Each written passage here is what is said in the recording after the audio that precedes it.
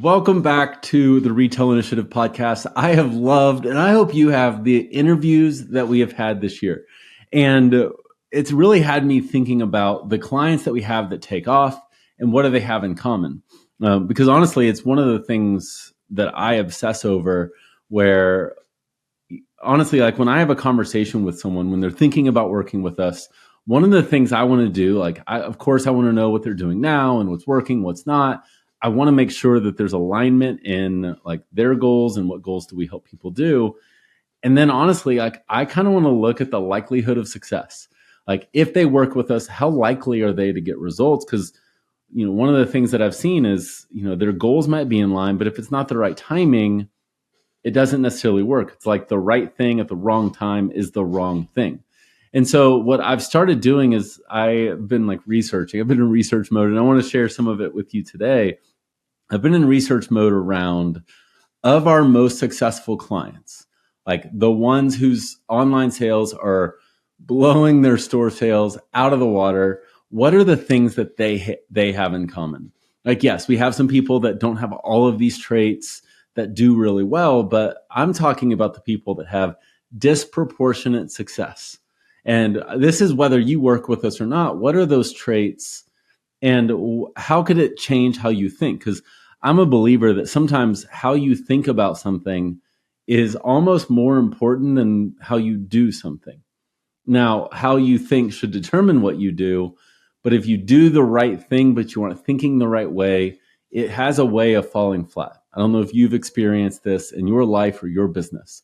So here are the 5 things that they have in common. And then I'm going to share a few tactical things as well. But I think that if you can hear these things and think about, okay, what could they mean for me? I think it's going to be super helpful for you. So here is number 1, the top thing that they have in common. And this is going to seem simple, but it's not. It's not as simple as it sounds. And it's the idea that they started. The people that are most successful, they started. I'm one that whenever I'm going to start doing something, I overcomplicate it. I'll talk myself out of it, or I'll make it seem like it's so easy, and I'll get started, and then I'll get down the road and realize how challenging it is. And then I just stop and I'm like, oh, whatever. That's my natural way of being. And it takes a lot of discipline for me to not overthink things. And some people I talk to get really nervous and they talk themselves out of stuff super fast. Like they just get scared or they have limiting beliefs around what is possible. The important thing is that they started. And here's why that's important. And here's, I think, why some of those limiting beliefs need to go away. When you set a clear vision for yourself, if you don't have a vision of hey, 5 years from now, what kind of business do I want to run? And what's possible? It's not a matter of what is a realistic goal to have. And I'm not talking revenue numbers.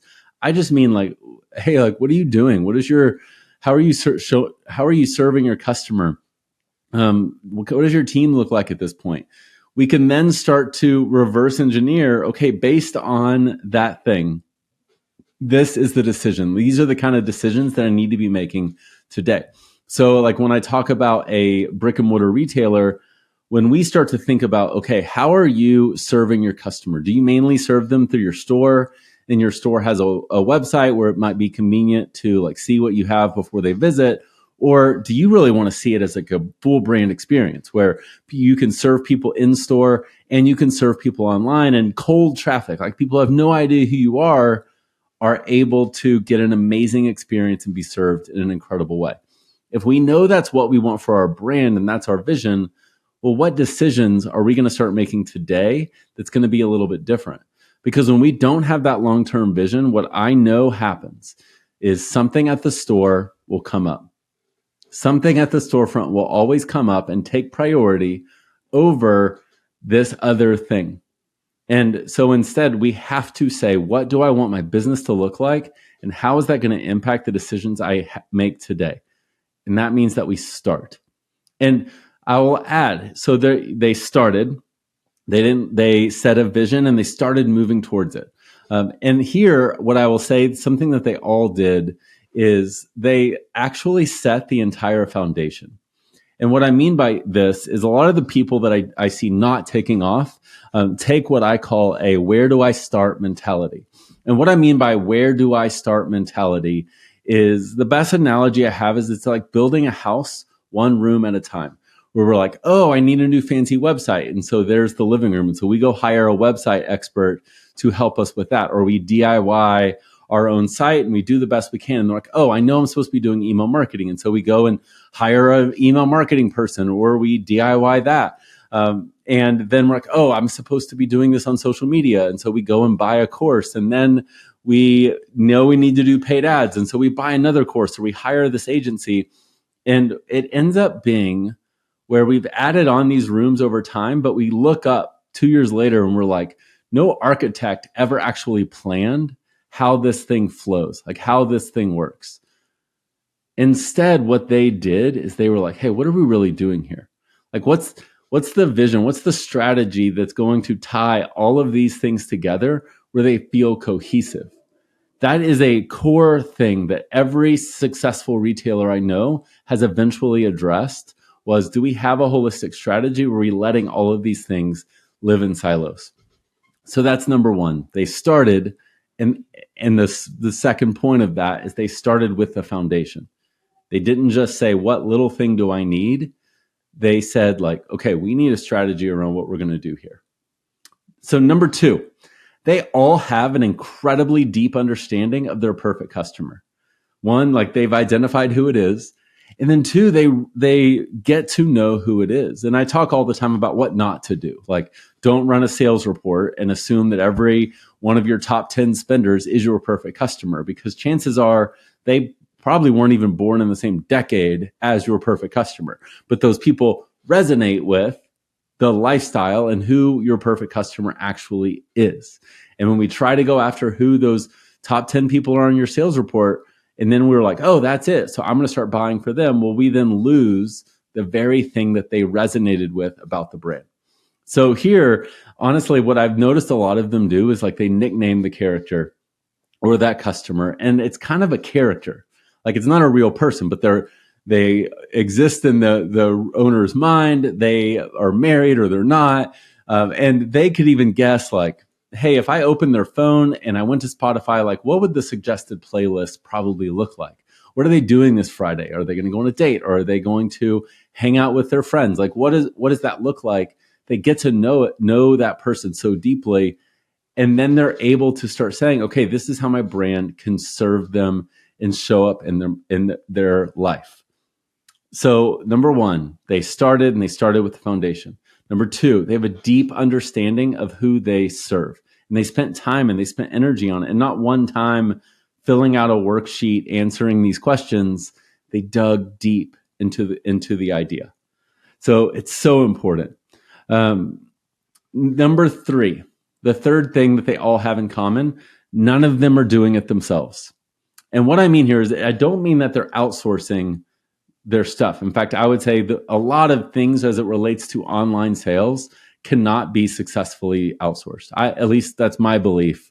I don't believe in like outsourcing email or outsourcing that kind of stuff. I think ads are pretty easy to outsource.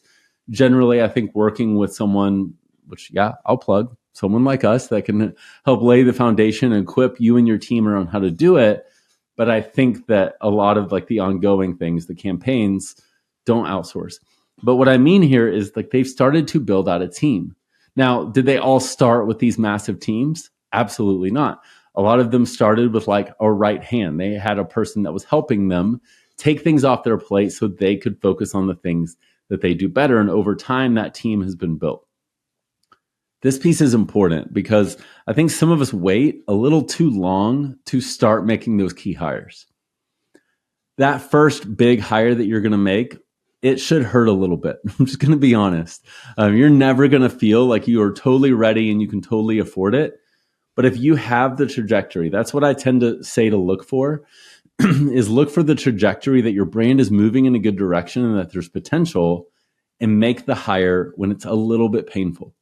So I'm not saying you need to go in stupid debt around it or any of that, but I am saying do it before you think you're ready, because that's a trait that I've seen all of them have, is they started to build their team, before they thought they were like completely ready for it. That piece is so important. Number 4, they obsess over their impact. And what I mean here is they get that their brand does more than the products that they sell. And I'll be honest here, if I were to, I can say it almost joking, but our top clients honestly talk in a way where like they're kind of delusional about the impact their brand makes. And if you look at ultra successful entrepreneurs, they all have a degree of like delusional talk, meaning like they talk about the things that they sell and the way that they helped as though that like made the event, that made the person feel all these different things. But the reality is like those feelings are very much there, right? Like you sell a dress or you help curate an outfit and they feel so good at this next event they have. Like they just feel so confident walking in the room. And the delusional thought is around like, okay, because of that confidence, they were able to do X, Y, and Z. And there's nothing wrong with that. In fact, because that's a common trait, there's a part of me that's like, okay, like maybe we need to be a little bit delusional. But at the end of the day, we think about those things. We think about the bigger impact that our brand is making, and we think about that. And I think why that piece is important is it impacts the way we market. It impacts what goes in our social media. It impacts our email because we're able to speak to those things as though we know that it's just more than new arrivals. We know that it's just more than these products we're selling. We're selling an impact. We're selling a problem that is solved, and we're helping sometimes we're even helping make them aware of that problem. Meaning like the pain exists, we just kind of have to point it out. And then now we get to present our brand as the solution. And then the last one is it's an idea. I heard this from Tony Robbins, but they try until. And what I mean here is some of us will try a tactic. I've done this a million times. They'll try a tactic. It doesn't work. And then they say, I guess that piece doesn't work. Well, instead, what we want to do is we try until it works. So when it doesn't, we try again. We learn from the thing that worked and the thing that didn't work. And then we try one more time. And then if that doesn't work, we try again, learning from the thing that didn't work. They try until. I think that's one of the most important pieces is that curiosity of why do things work? Why do things not work? Okay, so that's the stuff around their beliefs. And I know some of you might be thinking like, okay, that's great. Like, I'm glad they're thinking that way. But can you share some of the things that they did? Because I think sometimes their tactics are important. And so here are the things that I can say that they did strategically that you can learn from. Number 1, they all started like focusing on one sales channel first, especially when it comes to brick and mortar retail. I think some of us get into e-commerce too early. And I don't mean that you need to wait until you're at 7 figures before you do this. But what I will say you should probably wait for is for the market to validate that you understand your customer and you know how to serve them in store. You don't worry about if you know how to do it online yet. We get to test and iterate that in store. And that can be within 3 months, that can be a year. But ultimately, they focused on that and building that foundation in store, and then they went online. Now, the good news is when you do that, and what they all did was they grew their audience. They grew their list. And as they were doing that, it's like pulling a spring down. And once they are able to go into that, ultimately, it became like just letting the spring go, and they grew their online sales so fast. Now, I'm not saying that they didn't have a website, but the website like just wasn't this huge priority. Number 2, with the right foundation, they focused a lot on the way they're driving traffic. Now, they didn't start there. A lot of us are like, we were obsessed with getting more traffic. They did start with the foundational pieces, but then they know like, okay, there are 4 buckets of traffic and I need to drive people to our brand through all of them, through organic social media, through paid ads, through our list, through search.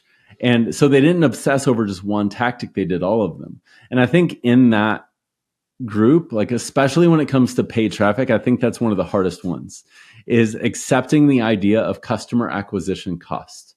The fact that we purchase customers. And here is where having the right foundation becomes important, is when we know that we have a great return customer rate. You know, if every month we have a 40% return customer rate, then great. I'm okay buying customers at a decent price. because I know that they're going to buy a second time, a third time, a fourth time, and that is going to be wildly profitable. Now, so when they are able to focus on those four pillars, they know they can grow profitably. Number three of tactical things, honestly, they are great with their numbers. And honestly, most of them aren't naturally that way. They have paid, they have invested, they've worked with people like Christine Gray to understand what that stuff looks like and how that impacts their buying, how that impacts their paid ads, how that impacts their hiring decisions. They became very fluent in their financials, and ultimately that drives a lot of their strategy. And then number four, every single one of them, in fact, honestly, if I look at our successful clients and successful not clients, they invested in it, honestly. Like they didn't DIY their site. They didn't DIY every single tactic. And I think sometimes because we think like, oh, software is easy. Well, there is this strategic piece that's where starting to get help becomes really, really important. Like we can all make a pretty website, but can we be strategic about that site is a very different ballgame. And this applies to so many areas. And I honestly say that not even to like pitch you into working with someone like us. It's into the concept of the longer we are in a DIY mentality, the longer we hold ourselves back. And I think every single one of them kind of overcame that idea.